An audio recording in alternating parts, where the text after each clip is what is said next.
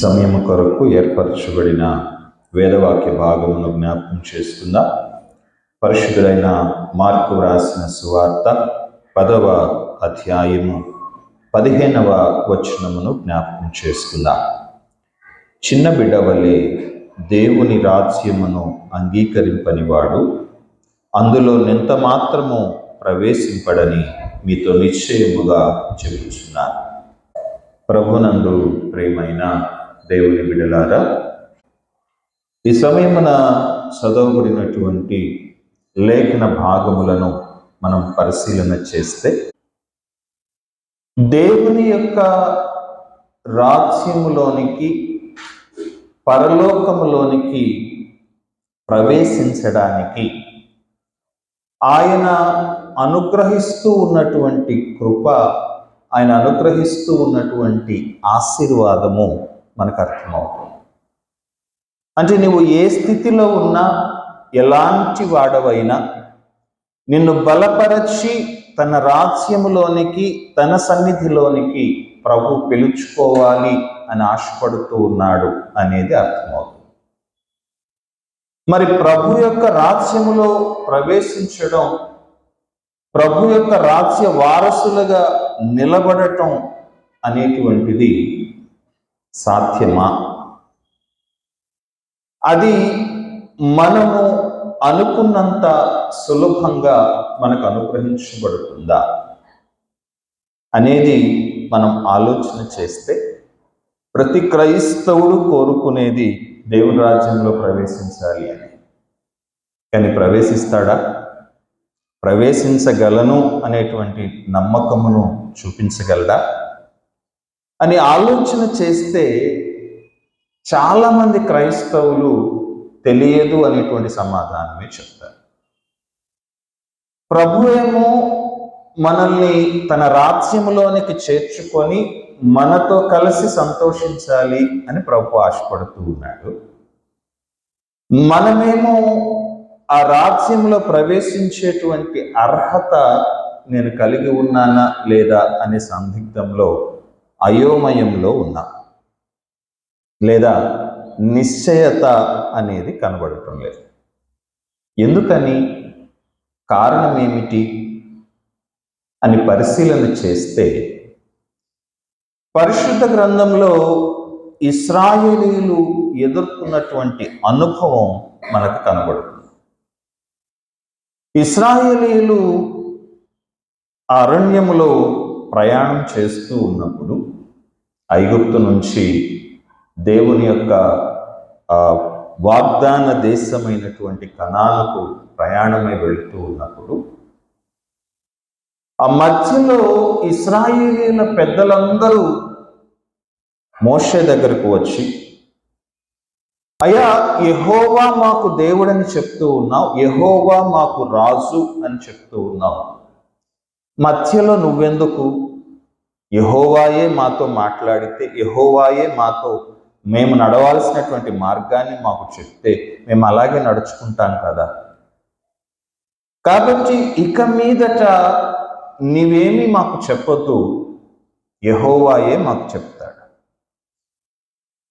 మోషే దేవుని సన్నిధిలో ప్రజల యొక్క, ఇశ్రాయేలీయుల యొక్క ఆ ఆలోచనను ప్రభువు యొక్క సన్నిధిలో తెలియచేశాడు. ప్రభు ఆనందపడ్డాడు. ఎంత ఆనందపడ్డాడంటే, సరే, నేటికి 3వ దినమున నేను సీనాయి పర్వతము మీదకి వచ్చి నా ప్రజలతో నేను మాట్లాడుతాను.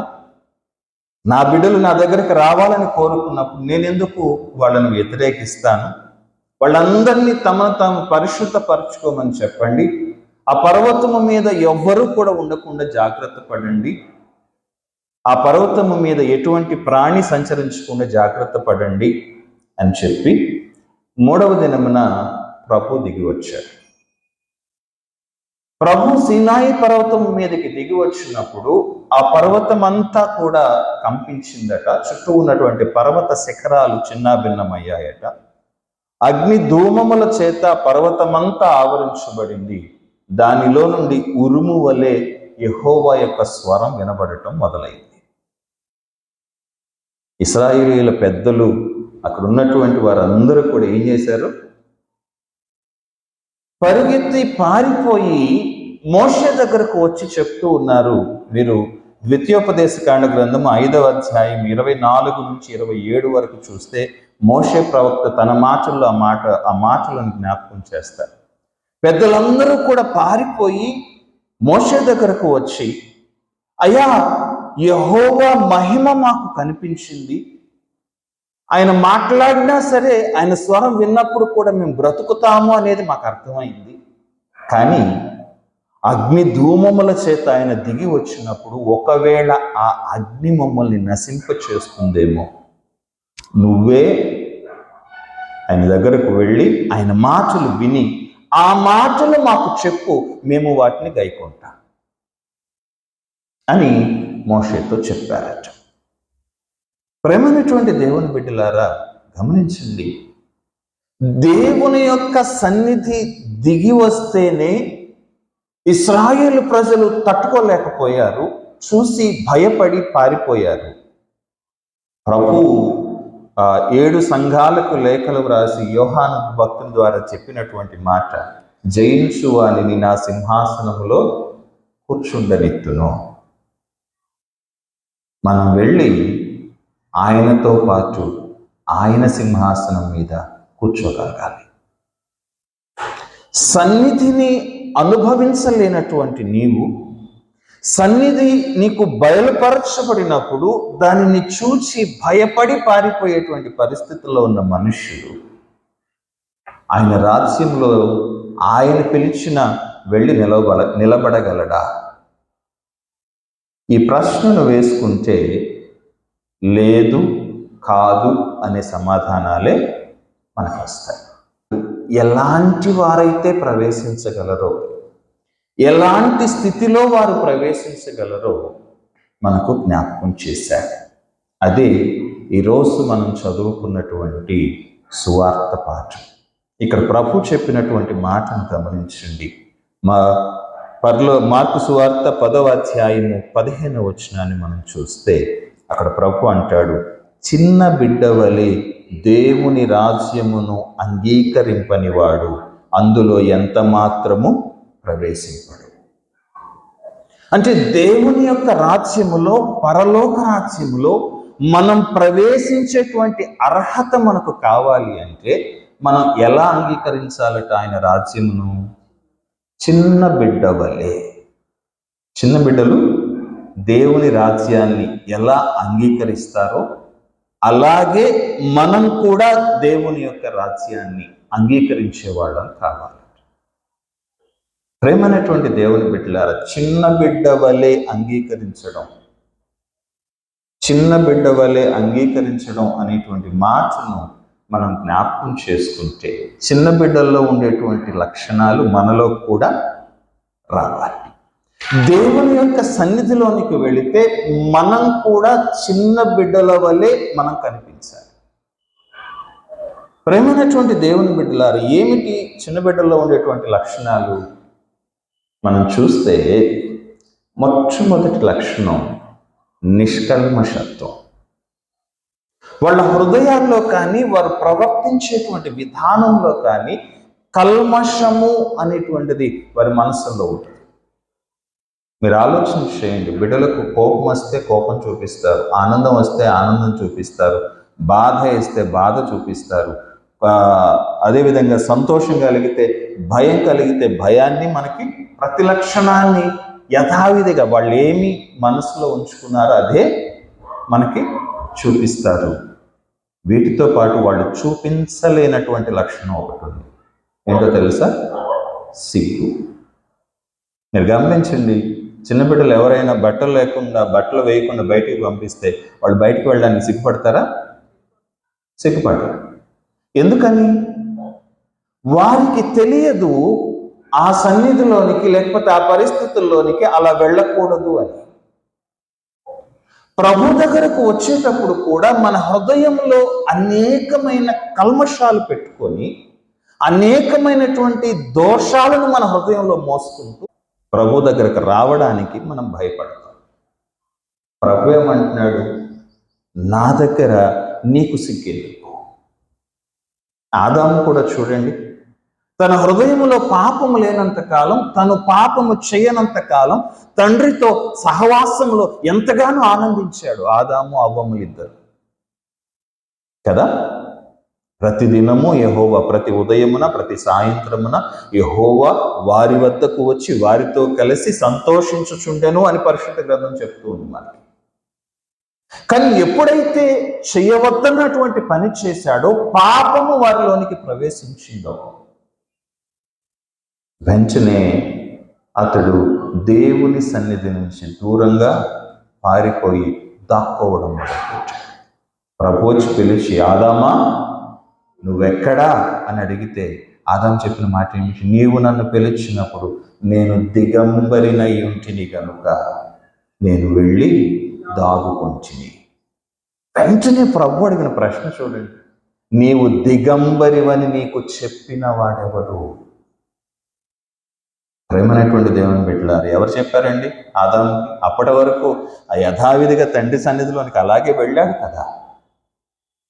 కానీ ఆదాముకు ఇప్పుడు తెలిసింది, సిగ్గు అనేటువంటిది తెలిసింది. తన కారణం తన హృదయంలోనికి పాపము అనేటువంటిది ప్రవేశించింది. చిన్న బిడ్డల జీవితాలు చూస్తే వాళ్ళ జీవితంలో అలాంటిది ఏది వాళ్ళకి లేదు. చిన్న బిడ్డల హృదయాలను మనం చూస్తే వాళ్ళ హృదయంలో పాపము కానీ కల్మషము కానీ అటువంటిది ఏది మనకు కనపడదు. కాబట్టి వారు దేవుని యొక్క సన్నిధిలోనికి అంతే నిష్కల్మషంగా ప్రవేశించగలుగుతారు. ప్రవేశించే ముందు, దేవుని దగ్గరకు వచ్చే ముందు, దేవుడు నన్ను అంగీకరిస్తాడా లేదా, దేవుడు నన్ను క్షమిస్తాడా లేదా, ఇలాంటి ఆలోచనలేవి వాళ్ళ జీవితంలో, వాళ్ళ హృదయంలో ఉండవు. దేవుని బిడ్డలారా, ఈరోజు దేవుని దగ్గరకు వస్తూ ఉన్నటువంటి నీవు అటువంటి హృదయాన్ని కలిగి ఉన్నావా?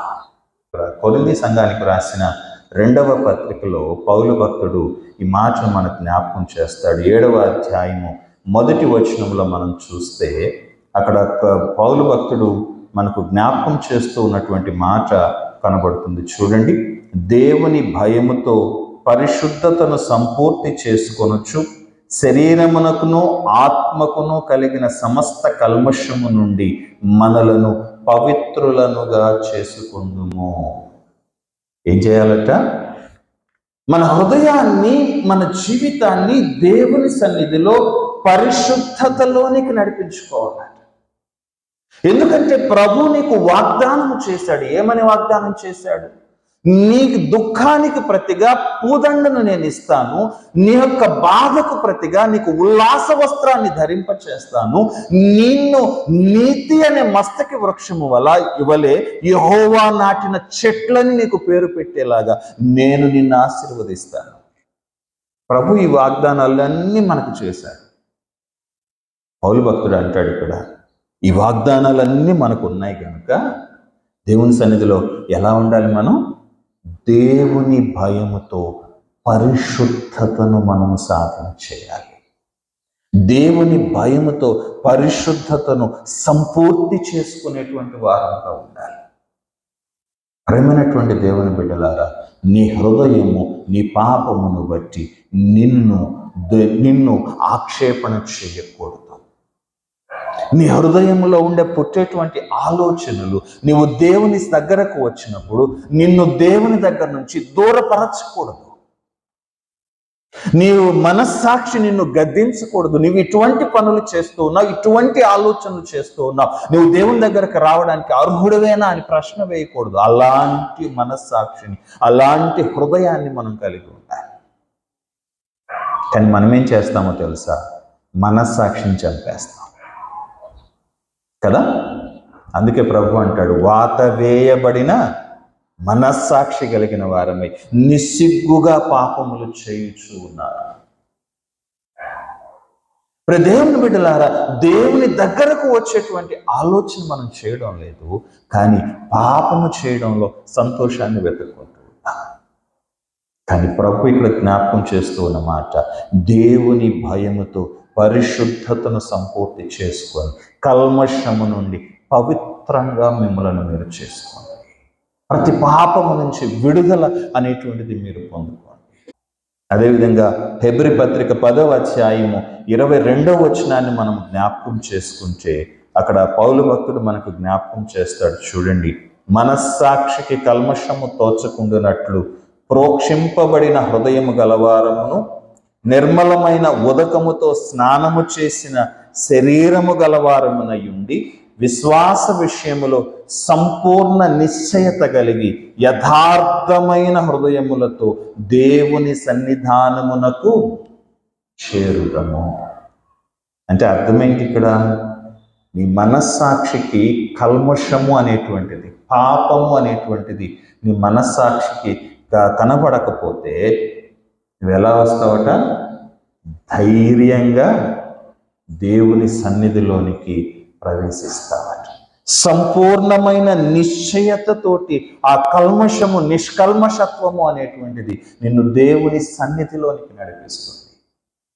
ప్రేమైనటువంటి దేవుని బిడ్డ, అందుకే ప్రభు అన్నాడు, చిన్న బిడ్డలు నిష్కల్మషంగా ఉంటారు కాబట్టి నీవెలా ఉండాలి? చిన్న బిడ్డలాగా దేవుని రాజ్యాన్ని అంగీకరించాలి. చిన్న బిడ్డలు నిష్కల్మషమైనటువంటి హృదయంతోటి వారు ఎక్కడికి వెళ్ళాలి అనుకుంటారు, ఏ సన్నిధిలో ప్రవేశించాలి అనుకుంటారు, ఆ సన్నిధిలోనికి, ఆ పరిస్థితుల్లోనికి వెళ్ళడానికి ఇష్టపడతారు. కాబట్టి కల్మషము లేకుండా నీవు కూడా ఆ చిన్న బిడ్డల వలె దేవుని రాజ్యంలోకి, దేవుని సన్నిధిలోనికి నీవు నడిపించబడాలి అని వాక్యము మనకి ఇక్కడ జ్ఞాపకం చేస్తూ, మరి దేవుని బిడ్డ గమనించండి, చిన్న బిడ్డల్లో ఉండే రెండవ లక్షణము యథార్థత. చిన్న బిడ్డల్లో ఉండే రెండవ లక్షణం యథార్థత. వారి హృదయంలో ఒక ఆలోచన పెట్టుకొని పైకి ఇంకొక మాట మాట్లాడతారా? గమనించండి, చిన్న బిడ్డలు ఏమి ఆలోచన చేస్తే ఏం మాట్లాడాలో, ఎక్కడ ఏం మాట్లాడాలో వాళ్ళకి తెలుస్తుందా? తెలీదు. వాళ్ళకి ఏమనిపిస్తే అది మాట్లాడేస్తారు. వాళ్ళు ఏం చెయ్యాలనుకుంటే అది చేసేస్తారు. ఇది దేవాలయం, ఇక్కడ మౌనంగా ఉండాలి అని వాళ్ళకి తెలియదు. లేదా ఇది మనం ఆడుకునేటువంటి ప్రదేశం, ఇక్కడ అల్లరి చేయాలి అని వాళ్ళకి తెలియదు. వాళ్ళకి ఎక్కడ అల్లరి చేయాలనిపిస్తే, ఎక్కడ సంతోషంగా ఉంటే అక్కడ ఉంటారు. ఎక్కడ బాధగా ఉంటే, ఎక్కడ ఇబ్బందిగా ఉంటే అక్కడ నుంచి దూరంగా వెళ్ళిపోతారు. కానీ తమ హృదయములో బాధను దాచుకోను, లేకపోతే బాధను దాచుకొని పైకి సంతోషంగాను, లేక సంతోషాన్ని దాచుకొని పైకి బాధగాను వాళ్ళు నటించగలుగుతారా? నటించలేరు. ప్రభు యొక్క వాక్యము మనకు జ్ఞాపకం చేస్తూ ఉంది కూడా ఇదే. నీవు చిన్న బిడ్డ వలె యథార్థమైనటువంటి హృదయంతో, లోపల కపటము లేనటువంటి హృదయంతో, నీ హృదయములో ఎటువంటి దాచిపెట్టబడినటువంటి మాటలు లేనటువంటి, దాచిపెట్టబడినటువంటి క్రియలు లేనటువంటి జీవితంతో ప్రభు దగ్గరకు రావాలి. ఇక్కడ హెబ్రీ పత్రికకారుడు మనకు జ్ఞాపకం చేసిన మాట కూడా అదే, సంపూర్ణ నిశ్చయత కలిగి యథార్థమైన హృదయముతో. చిన్న బిడ్డలు ఎలాంటి యథార్థతను కలిగి ఉన్నారో, యథార్థమైన హృదయాన్ని కలిగి ఉన్నారో, అలాగ నీవు దేవుని సన్నిధిలోనికి రావాలి. అలాగా నీవు దేవుని సన్నిధిలో ప్రవేశించేటువంటి వాడవు, ప్రవేశించేటువంటి దానవు కావాలి అని వాక్యము మనకి ఇక్కడ జ్ఞాపకం చేస్తూ. ఎందుకంటే దేవుని సన్నిధిలో యథార్థత అనేటువంటిది ప్రధానమైనది అని వాక్యము మనకు బోధిస్తుంది. చూడండి, ఎఫెసీయులకు రాసిన పత్రిక 4వ అధ్యాయము 24వ వచనాన్ని మనం చూస్తే పౌలు భక్తుడు ఈ మాటను మనకు జ్ఞాపకం చేస్తాడు. నీతియు యథార్థమైన భక్తియు గలవారమై దేవుని పోలికగా సృష్టించబడిన నవీన స్వభావమును ధరించుకొనవలెను. ఎలాంటి వాళ్ళం కావాలట మనం? నీతి యథార్థమైన భక్తి కలిగి ఉండి దేవుని పోలికగా సృష్టించబడినటువంటి క్రొత్త స్వభావం. నవీన స్వభావం అంటే క్రొత్తదైనటువంటి పద్ధతి. ఇంతకు మునుపు నీవు భక్తి సాధన చేశావు, ఇంతకు మునుపు నీవు నీతిమంతునిగా ఉన్నావు, కానీ అది దేవుని దగ్గర నిన్ను ఒక క్రొత్త మనిషిగా చూపించడం లేదు. ఈనాడు క్రైస్తవులు చేస్తూ ఉన్నటువంటి తప్పిదము లేదా పొరపాటు ఇదే అని నేను అనుకుంటాను. నీవు దేవుని సన్నిధిలోనికి వస్తే, నీవు దేవుని భక్తిలోనికి, దేవుని యొక్క బిడ్డగా నీవు మారాలి అనుకుంటే నీ జీవితం మారాలి. ఇంతకు మునుపు నీవు అబద్ధాలు ఆడావు, ఇంతకు మునుపు నీ జీవితంలో మోసం ఉంది, ఇంతకు ముందు నీ జీవితంలో కపటం ఉంది, కానీ ఇప్పుడు అవేమీ ఉండకూడదు. నువ్వు దేవుని బిడ్డవు, దేవుని స్వభావాన్ని ధరించుకోవాలి. పరిశుద్ధ గ్రంథం మనకు జ్ఞాపకం చేస్తూ ఉంది, ఆయన ప్రేమ స్వరూపి, ప్రేమ యందు నిలిచి ఉన్నవాడు దేవుని యందు నిలిచి ఉన్నాడు. అంటే మన జీవితాల్లో ఏం పోవాలి? కోపం అనేది పోవాలి. మన జీవితాల్లో ఏం పోవాలి? పాపము అనేది పోవాలి. మన జీవితంలో ఏం పోవాలి? ఇతరులను తొలనాడటం అనేటువంటిది పోవాలి. మన జీవితంలోంచి ఏం పోవాలి? కపటము అనేటువంటిది పోవాలి. ప్రేమ కలిగి ఉండండి అంటే పైకి ప్రేమ నటించేటువంటి జీవితం కాదు. ప్రభు కోరుకుంటుంది ఆ ప్రేమ నీ హృదయములో నుంచి రావాలి. ఆ ప్రేమ నీ హృదయములో నుంచి బయటకు వచ్చి ఈ లోకానికి పరిచయం చేయబడటం, నువ్వు ఒక కొత్త మనిషిగా కనిపించాలి. ప్రభు యొక్క వాక్యము అదే మాట మనకు జ్ఞాపకం చేస్తుంది. యథార్థమైన భక్తి కలిగి ఉంచు. నీవు యథార్థమైనటువంటి వాడవైతే ప్రభు యొక్క వాక్యం జ్ఞాపకం చేస్తుంది, నీ స్వభావము ఒక క్రొత్త స్వభావం, దేవుని యొక్క స్వభావములోనికి మార్చబడుతుంది. అందుకే కీర్తనకారుడు అంటాడు, కీర్తనల గ్రంథము 11వ కీర్తన 7వ వచనములో ఈ మాటను మనకు జ్ఞాపకం చేస్తాడు. యెహోవా నీతిమంతుడు, ఆయన నీతిని ప్రేమించువాడు, యథార్థవంతులు ఆయన ముఖ దర్శనము చేయుదురు. ప్రేమైనటువంటి దేవుని బిడ్డలారా గమనించండి, ఎప్పుడైతే ఆ యథార్థతను కలిగి ఉండి క్రొత్త స్వభావాన్ని నీవు ధరించుకుంటావో, పరిశుద్ధ గ్రంథము జ్ఞాపకం చేస్తూ ఉంది, నీవు ఆయన ముఖ దర్శనాన్ని చేస్తావు. ఇశ్రాయేలీయులందరూ కూడా దేవుని సన్నిధి దిగి వచ్చినప్పుడు పారిపోతూ ఉంటే ఒకే ఒక మనుష్యుడు మాత్రం దేవుని యొక్క సన్నిధిలోనికి ఆ పర్వతము మీదకి ఎక్కి వెళ్ళాడు. ఎవరు? మోషే. ఇశ్రాయేలీయుల పెద్దలు, ఇశ్రాయేలీయులు అందరూ కూడా పారిపోతూ ఉన్నాడు. కానీ ఆ మేఘములోనికి, ఆ ధూమములోనికి, ఆ అగ్నిలోనికి ఒకే ఒక వ్యక్తి పైకి ఎక్కగలిగాడు, మోషే. మోషే పైకి వెళ్ళి దేవునితో మాట్లాడుతూ ఉన్నప్పుడు, ఉరుము వలె ఆ స్వరాన్ని వింటూ ఉన్నప్పుడు ఇశ్రాయేలీయులందరూ భయంతో వణికిపోయారట. కానీ దేవుని సన్నిధిలో ఉన్నటువంటి మోషే ఏం చేస్తూ ఉన్నాడు? ఆయన స్వరాన్ని వింటూ వాటన్నిటినీ మననం తన హృదయంలో దాచిపెట్టుకుంటూ ఉన్నాడు. దిగి వచ్చినప్పుడు ఆయన ముఖం ఎలా ఉందట? మెరుస్తూ వెలుగు చేత నింపబడి ఉన్నదట. ఇశ్రాయేలీయులు తేరి చూడలేకపోయారట, అహరోనుతో సహా. ఇశ్రాయేలీయుల పెద్దలు మోషే వైపు చూచినప్పుడు ఆయన ముఖం మండుతూ ఉందట, ఆయన ముఖం మెరుస్తూ ఉందట. ఆ మహిమను చూడలేక వారందరూ కళ్ళు మూసుకొని నేల మీద పడిపోతే, వారందరూ ఆ మహిమ తనలో నుంచి మరలా తగ్గిపోయేదాకా మోషే ఏం చేశాడండి?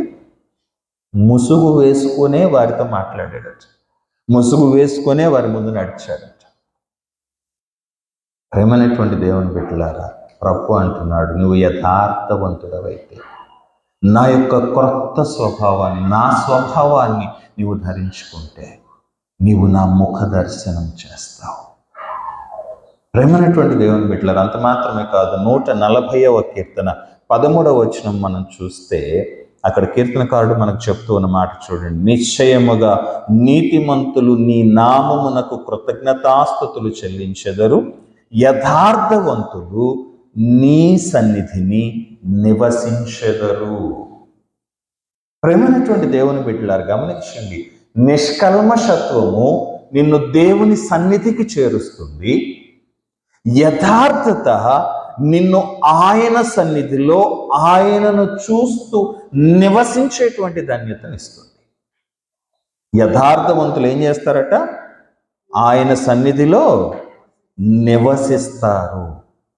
ప్రభు సన్నిధిలో నిష్కల్మషంగా యథార్థంగా గడపగలిగేటువంటి జీవితము, ఆయన ముఖ దర్శనము చేయగలిగినటువంటి జీవితము యథార్థత నీకు అనుగ్రహిస్తుంది. ప్రేమైనటువంటి దేవుని బిడ్డలారా, చిన్న బిడ్డలు యథార్థత కలిగినటువంటి వారు. దాన్ని మనం జ్ఞాపకం చేసుకున్నాం. వారి మనసులో ఒక మాట, బయటకు ఒక మాట, లేకపోతే లోపల ఒక ఆలోచన, బయటకు ఇంకొక ఆలోచన ఉండదు.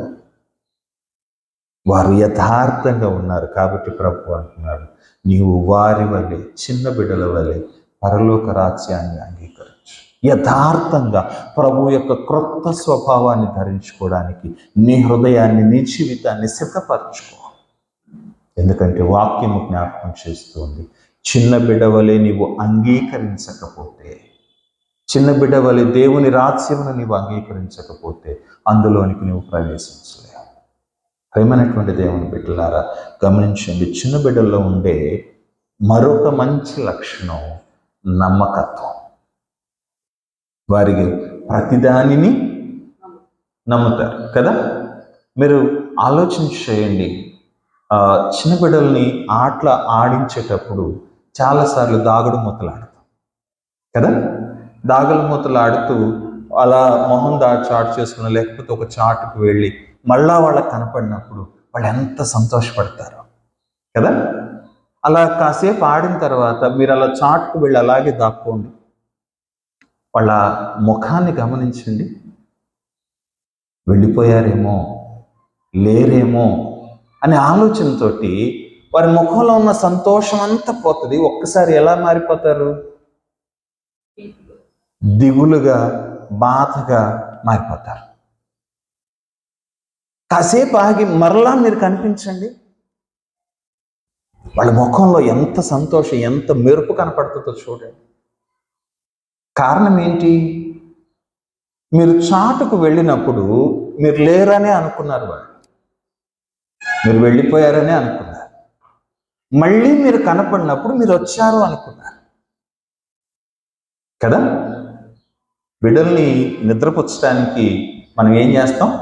రాత్రిపూట వాళ్ళు మెలకుగా ఉంటే కాస్త కొంచెం ఒక సంవత్సరం గడిచిన తర్వాత ఊహ వచ్చేటప్పుడు మనం బిడ్డలకి ఏం చెప్తాం? నిద్రపోకపోతే, అమ్మా బూచోడు వస్తున్నాడు.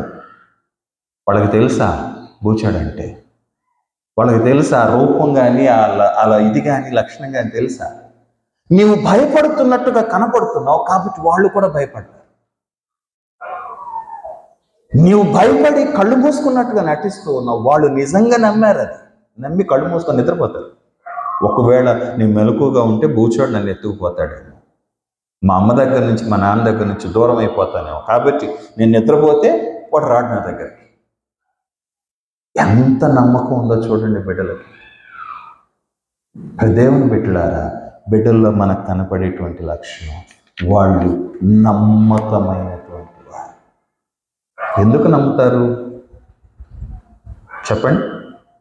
ఎందుకంటే వారికి ప్రేమించడమే తెలుసు. అది శత్రువైనా, స్నేహితుడైనా, తన వాళ్ళైనా, పరాయి వాళ్ళైనా, వాళ్ళకి తెలిసిందేంటి? ప్రేమించడం మాత్రమే. మనకు తెలుసు వీళ్ళు దుర్మార్గులు అని, వాళ్ళకి తెలుసుదండి, వెళ్ళిపోతారు వాళ్ళ దగ్గరికి కదా. చిన్నపిల్లలకి చాక్లెట్లు ఇష్టం, చాక్లెట్ చూపించి నాన్న బుజ్జి అని 4 రోజులు బుజ్జగించండి. మీ శత్రువులైనా సరే, శత్రువుల పిల్లలైనా సరే మీ దగ్గరికి రారా? సంతోషంగా వస్తారా లేకపోతే అనుమానంగా వస్తారా? సంతోషంగానే వస్తారు.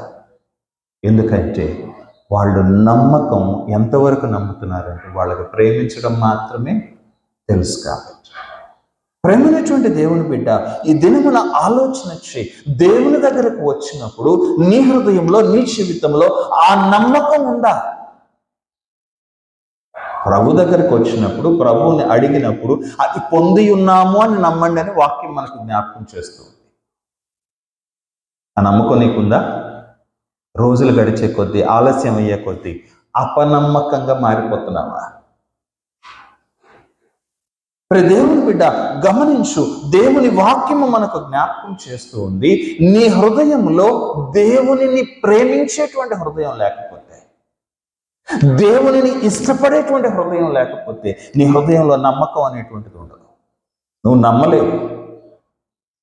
ప్రేమను గురించి చెప్పబడిన లక్షణం ఏంటో తెలుసా? 1 కొరింథీ పత్రిక 13వ అధ్యాయము 7వ వచనంలో మనం చూస్తే వాక్యము ప్రేమను గురించి పౌలు భక్తుడు వ్యాఖ్యానిస్తూ ఈ మాట అంటాడు. చూడండి, అన్నిటికీ తాళికొనును, అన్నింటినీ నమ్మును, అన్నింటినీ నిరీక్షించును, అన్నింటినీ ఓర్చును. బిడ్డలు చదవకపోతే మనం బిడ్డలకి తాయినాలు చూపిస్తాం కదా. నువ్వు చదివితే నీకు ఇది కొనుక్కొస్తాను. నా చిన్నతనంలో మా తాతయ్య నాకు మాట చెప్పేవాడు, అరే నువ్వు పెద్దయి బాగా చదువుకొని ఉద్యోగం తెచ్చుకుంటే నీకు బంగారు సైకిల్ కొని పెడతారా అనేవాడు. దేవుని బిడ్డలారా, నేను అది నమ్మేసి బంగారపు సైకిల్ అంటే ఎట్లుంటారు తాతయ్య అని అడిగేవాడు. మొత్తం బంగారమే, చక్రాలు బంగారమే, టైర్లు బంగారమే, అది బంగారం, ఇది అన్ని బంగారమే. నేను ఆ రోజు అరగంట చదివేవాడిని, గంట సేపు చదివేవాడిని.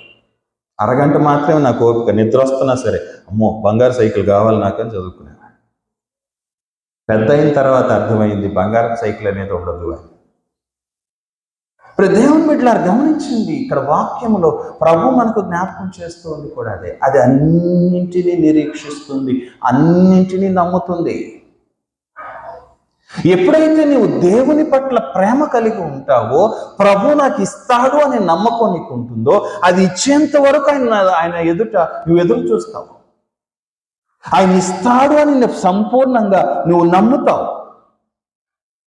అందుకే ప్రభు కూడా అంటాడు, గమనించండి, రూపాంతర సందర్భంలో తరువాత కొండ కిందికి దిగి వచ్చినప్పుడు ప్రభు చెప్పినటువంటి మాట చూడండి. మార్కు సువార్త 9వ అధ్యాయము 23వ వచనాన్ని మనం చూస్తే అక్కడ ప్రభు చెప్పిన మాట, అందుకు యేసు, నమ్ముట నీ వలననైతే నమ్మువానికి సమస్తము సాధ్యమే అని అతనితో చెప్పాను. అప్పుడు ఆ తండ్రి అపనమ్మకం ఉండకుండా నాకు సహాయము చేయుమని బిగ్గరగా చెప్పాను.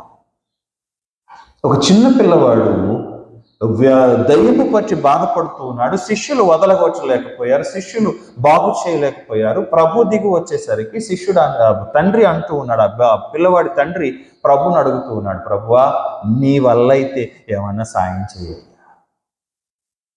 ప్రభు అన్నాడు, నమ్మటం నీకు చేతనైతే నమ్మువానికి సమస్తము సాధ్యమే.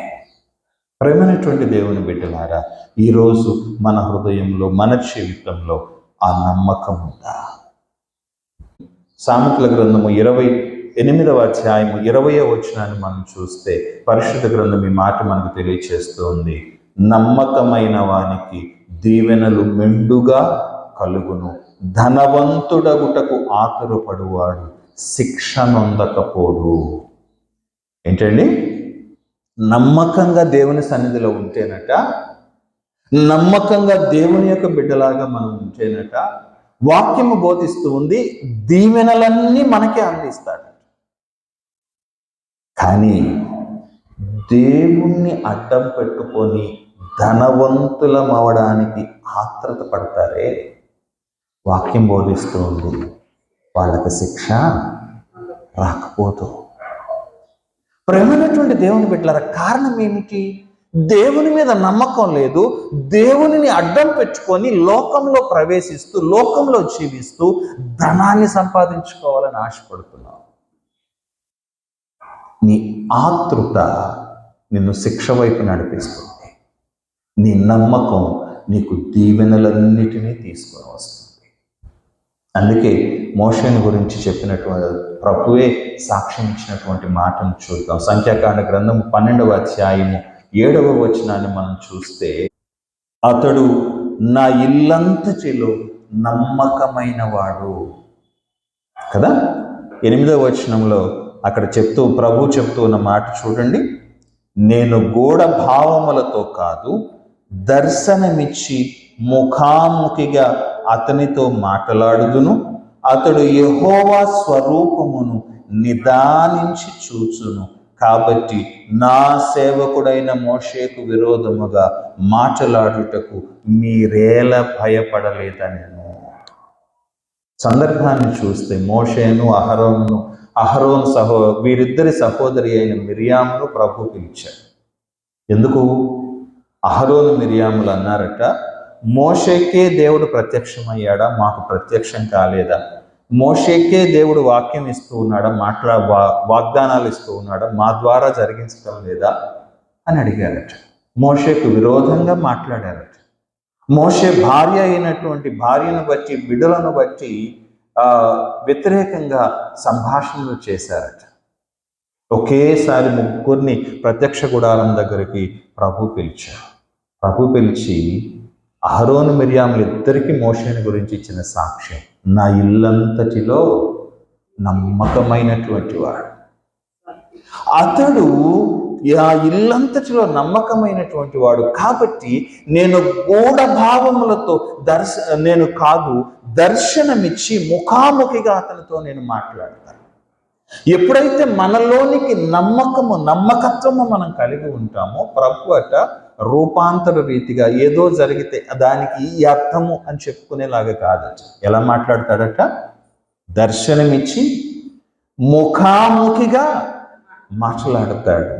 అంత మాత్రమే కాదు, అతడు యెహోవా స్వరూపమును నిదానించి చూచును. ప్రభువే చెప్పినటువంటి మాట మోషేతో, ఏ నరుడును నన్ను చూచి బ్రతకలేడు. కానీ మోషేకి ఇవ్వబడిన ధన్యత ఏంటి? యెహోవా స్వరూపాన్నట నిదానించి చూస్తాడట, ముఖాముఖిగా మాట్లాడతాడట. ప్రేమైనటువంటి దేవుని బిడ్డలారా, నమ్మకంగా ఉంటే వాక్యం బోధిస్తూ ఉంది, నీవు దేవుని దర్శించగలుగుతావు. దేవుని దర్శించడం మాత్రమే కాదు, ఆయనతో ముఖాముఖిగా నీవు మాట్లాడగలుగుతావు. కాబట్టి ప్రభు అంటున్నాడు, నీవు చిన్న బిడ్డవలే నమ్మకంగా ఉంటావు. చిన్న బిడ్డలు ప్రతిదానిని నమ్ముతారు. నువ్వు కూడా నమ్ము ప్రభు. ఎంతగా? నీవు అడిగింది ఆయన చేస్తాడు అని నమ్ము. నా మాటలు మీ యందు నిలిచి ఉన్నట్లా మీకేది ఇష్టమో అడుగుడి, అది మీకు అనుగ్రహించబడునని ప్రభు అన్నాడు. నీకేది ఇష్టమో ఆయన అడిగితే ఆయన చేస్తాడు, చేయకుండా ఉండడు. కానీ నమ్మకంగా ఉన్నావా? నమ్మకంగా ప్రభు దగ్గర, ప్రభు సన్నిధిలోనికి ప్రవేశిస్తున్నావా? చిన్న బిడ్డలు నమ్మకంగా ఉన్నారు కాబట్టి ప్రభు అంటూ ఉన్నాడు, వారిలాగా నా రాజ్యాన్ని అంగీకరించు. మనం గమనించండి, చిన్న బిడ్డల్లో ఉండే ఈ 3 లక్షణాలు ప్రభు దగ్గరకు మనల్ని నడిపిస్తున్నాయి. ప్రభు యొక్క దర్శనము చేసుకొని ఆయన సన్నిధిలో నివసించే ధన్యతను అనుగ్రహిస్తూ ఉన్నాయి. ప్రభు యొక్క దర్శనముతోటి ఆయనతో ముఖాముఖి మాట్లాడేటువంటి అర్హతను ఇస్తూ ఉన్నాయి కదా. కాబట్టి ప్రభు అంటాడు, చిన్న బిడ్డ వలె దేవుని రాజ్యమును అంగీకరించలేకపోతే నీకు అది అనుగ్రహించబడిన అందులోకి నువ్వు ప్రవేశించలేవు. ప్రేమైనటువంటి దేవుని బిడ్డలారా, చూద్దాం ఈరోజు మన హృదయాల్లో, మన జీవితాల్లో ఆ చిన్న బిడ్డల్లాగా మన హృదయాల్లో నిష్కల్మషంగా ఉంటున్నామా? మన జీవితాల్లో యథార్థత ఉందా? మనం నమ్మకమైన వారిగా దేవుని దగ్గర ప్రవేశిస్తూ ఉన్నామా? ఈనాడు నిన్ను నీవు, నన్ను నేను పరిశీలన చేసుకుందాం.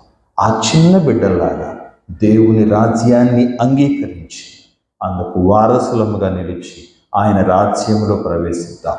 అట్టి కృప పరిశుద్ధాత్మ దేవుడు మనకు అనుగ్రహించి ఆశీర్వదించునుగాక. ఆమేన్. సమస్త జ్ఞానం అనుగ్రహించిన దేవుని సమాధానం యేసుక్రీస్తు వారి హృదయములకు మీ తలంపులకు కావలేను.